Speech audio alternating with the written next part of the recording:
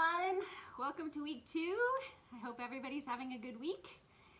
This week we were charged with continuing on with our research regarding our area of interest for our dissertation.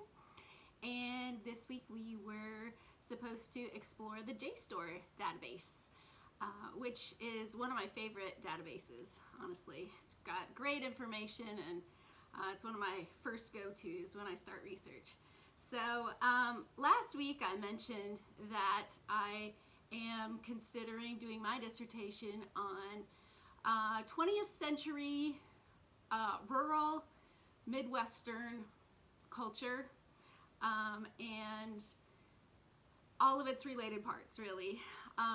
Some of you asked, and yes, I did grow up in Minnesota, in that mid-central region in Douglas County, and my ancestors, who were the original immigrants in our family, were German and Scandinavians who came and settled in Ottertail County.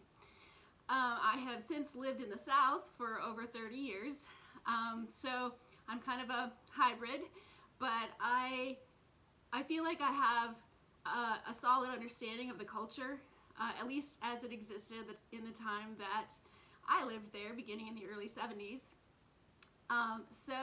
And also my family still lives there, quite a few of them. And so obviously the time period that I will be studying is, the time period in which my parents, my grandparents, great-grandparents, great-great-great-great-grandparents, who were the immigrants and forward in that first half of the 20th century.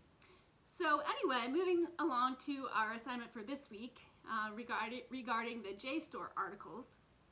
I found some great resources again.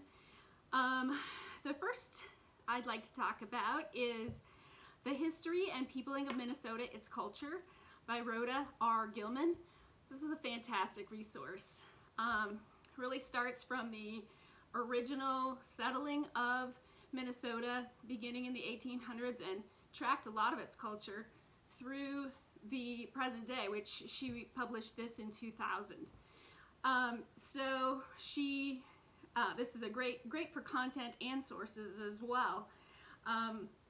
She looked at the immigration patterns, demographics, geographics, economics, challenges particular to the place.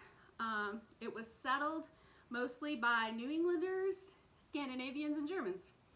And then in the 20th century, she took a look at some of the industry, education, religion, which is mostly Lutheran, not exclusively, and also Catholic, and the mixture there. And the culture is kind of an eclectic mixture of both progressivism and populism.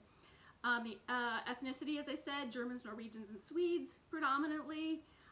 The establishment of the Farm Labor Party and the work of unions. The rural areas are largely conservative, but also there's a strong reform undercurrent as well, and they really value education. So Gilman's article was very helpful. Not a lot specific to the region that I'm considering using as a microcosm, but overall very helpful.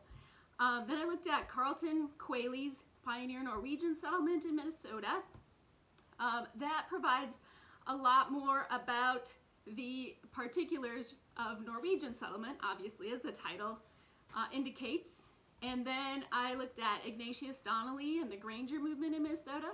It's related to that undercurrent of reform that existed there, and especially within agriculture. And then Farm Foreclosures in the United States during the interwar period by Lee Alston. This is a lot of economic history, a lot of methodology, sources, and conclusions, specifically related to the area or the time in the pre-war, interwar period. Thanks so much. I look forward to hearing your responses.